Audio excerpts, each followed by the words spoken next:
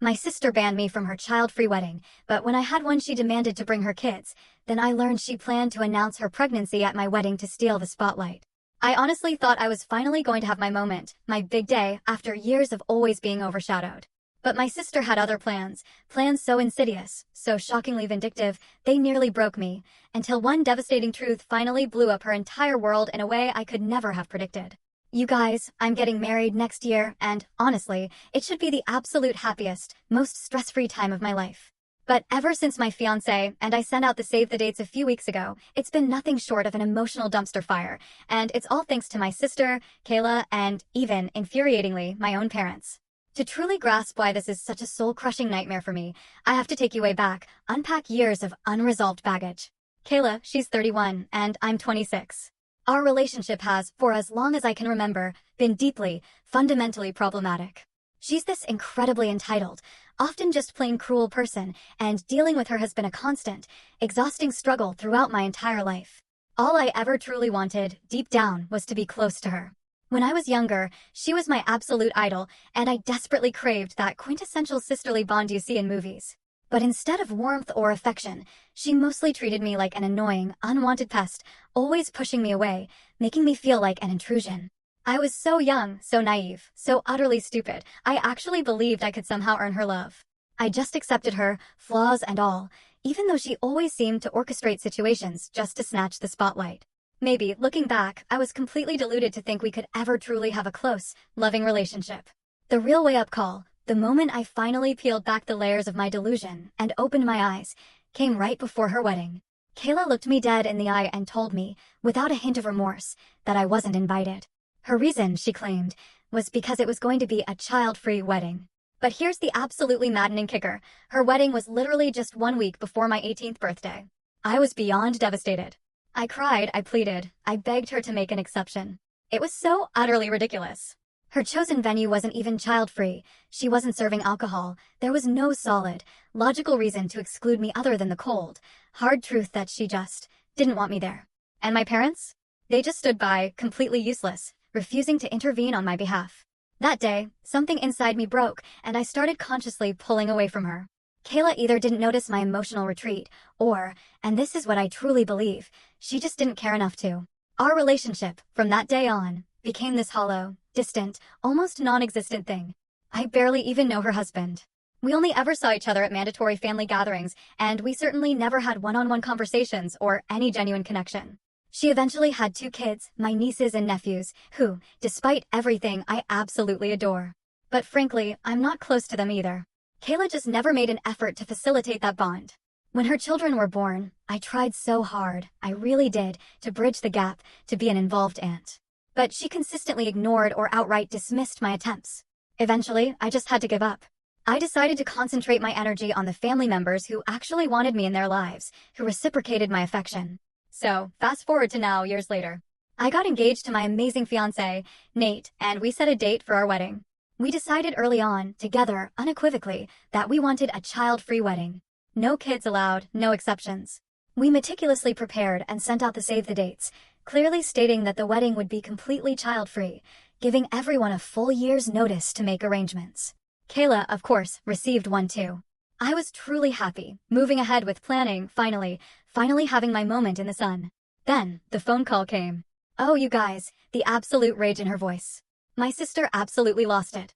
She called me a few days ago, screaming down the phone about how I had to be kidding her, how this was some kind of sick joke. At first, I was so confused, completely taken aback. I honestly had no idea what she was even ranting about. But through her furious, incoherent outburst, it slowly clicked. She was incandescently mad that I was having a child-free wedding. Can you even begin to fathom the audacity, the breathtaking hypocrisy of that? The very woman who had a child-free wedding herself, who pointedly excluded me, her own flesh and blood sister, was now raging about mine. I just couldn't believe my ears when she was screaming, and I kept asking if she was serious, if maybe I was misunderstanding, getting it all wrong in my head. But my sister angrily confirmed it. I was right.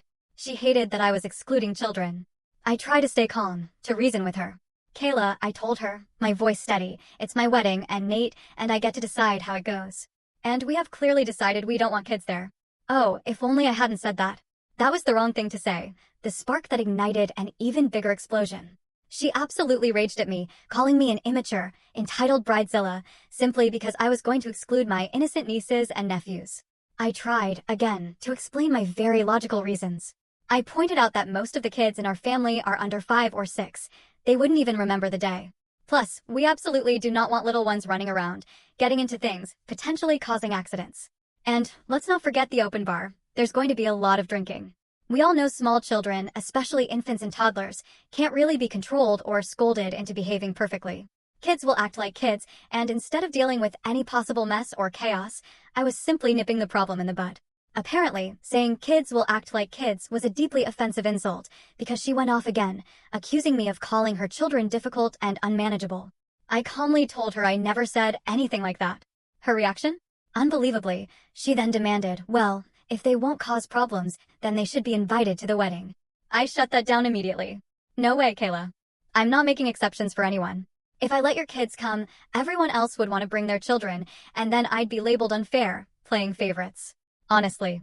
I have some very close cousins and friends who would be legitimately offended and deeply sad if I allowed her kids to come and not theirs. I tried to explain all of this, patiently, clearly, but she just wasn't having it. The woman screamed and yelled at me to no end, her voice rising in pitch and volume with every word. Finally, after enduring what felt like an eternity of her verbal assault, something in me just snapped. I was beyond frustrated. You have no right to rage at me about this, Kayla, I shot back, my voice trembling but firm, when you yourself had a child-free wedding. You didn't even allow me, your own sister, to attend yours, and I was just a week away from being 18. I'm excluding literal children. You excluded your own sister, who was practically an adult.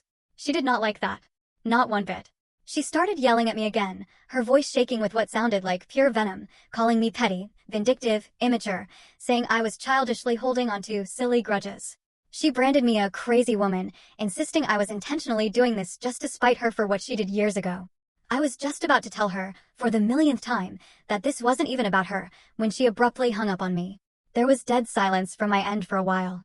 But her end? Oh, my phone started absolutely blowing up with her texts and calls, calling me every name under the sun. Then, of course, she recruited my parents, and their phones started blowing up mine too. My parents, the very same ones who so passively let Kayla exclude me from her big day, are now telling me my child-free wedding is probably not a good idea. They're saying I shouldn't be heartless to exclude my own nephews, begging me not to ruin my relationship with my sister over this one small thing, this small request. A small request? Are you kidding me? This isn't a request, it's a demand, and it's definitely not small. I'm getting absolutely furious with them now too for their hypocrisy. Nate, bless his incredibly supportive heart, is completely on my side. He doesn't want to make exceptions either, and he's beyond annoyed with both Kayla and my parents for trying to manipulate me.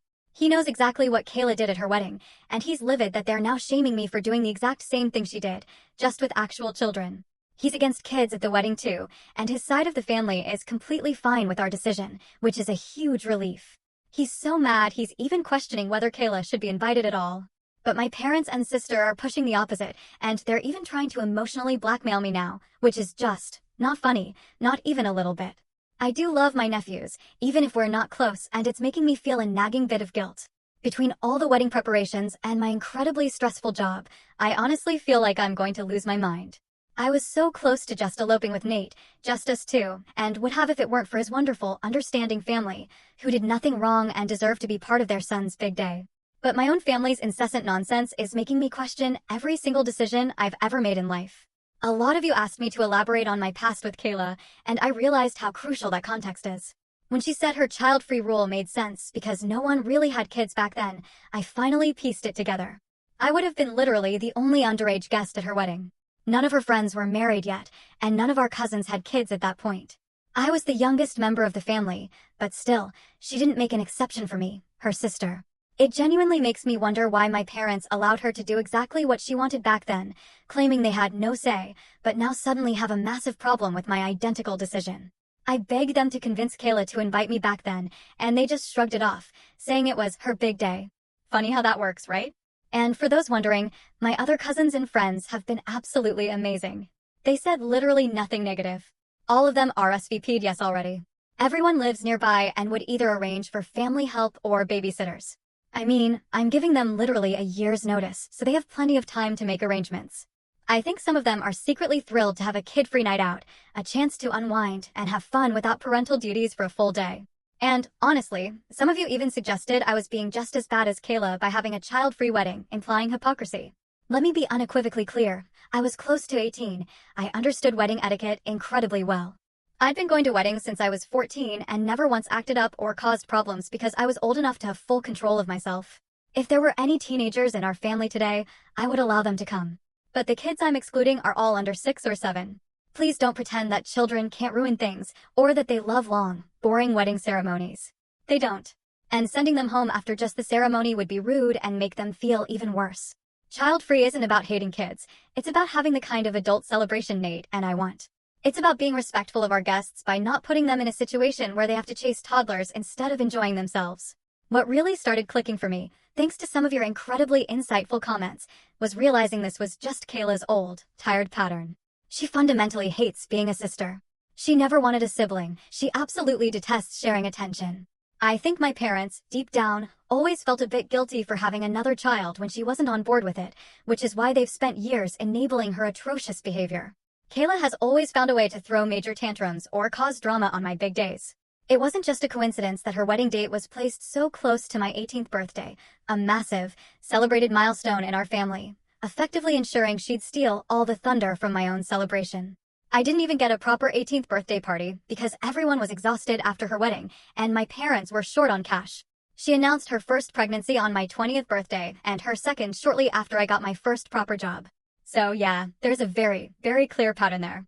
It honestly didn't fully occur to me how deliberate it all was until your comments made me really think. Maybe my sister is trying to stir up trouble now so that at least some, if not all, of the wedding attention would be on her. I am completely weary of her right now. Some of you suggested uninviting her, but I initially thought that was impossible. My parents are huge on family togetherness, and I knew they wouldn't stand for it. Even Nate, bless him, had started talking about uninviting her because of the huge problem she was making. My parents, in their desperation, pushed for a family meeting to solve this issue and find a compromise.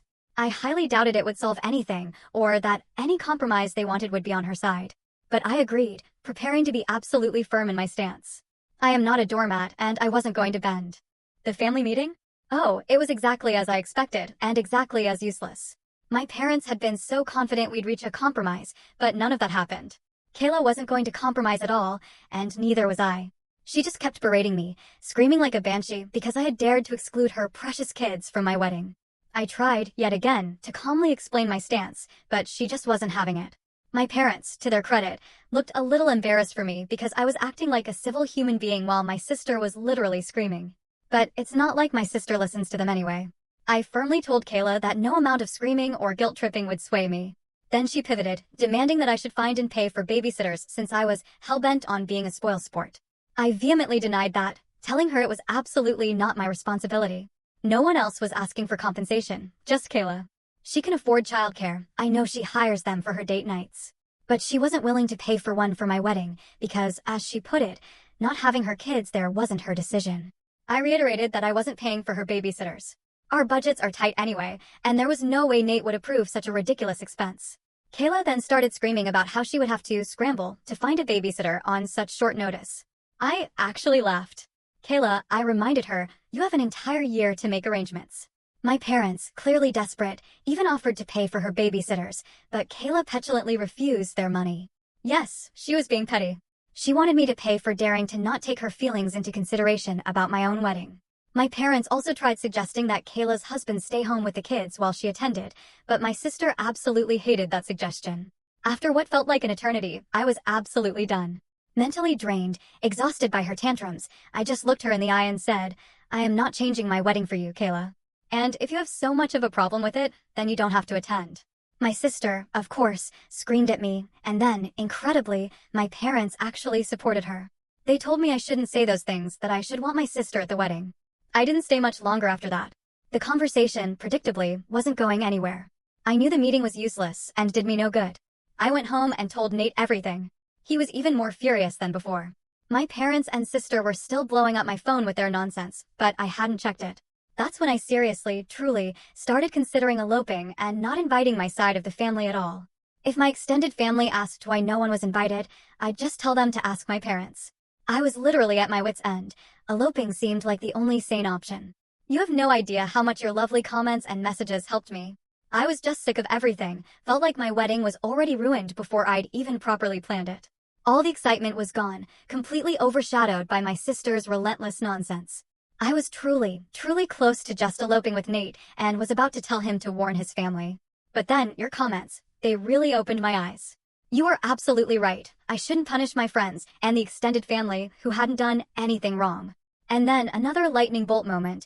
You pointed out that my sister was already succeeding in making this whole thing about herself, already grabbing all the attention. It was like a light bulb went off in my head, blindingly clear. My sister was already actively ruining my wedding, and I was just letting it happen. I should have shut down this nonsense way sooner.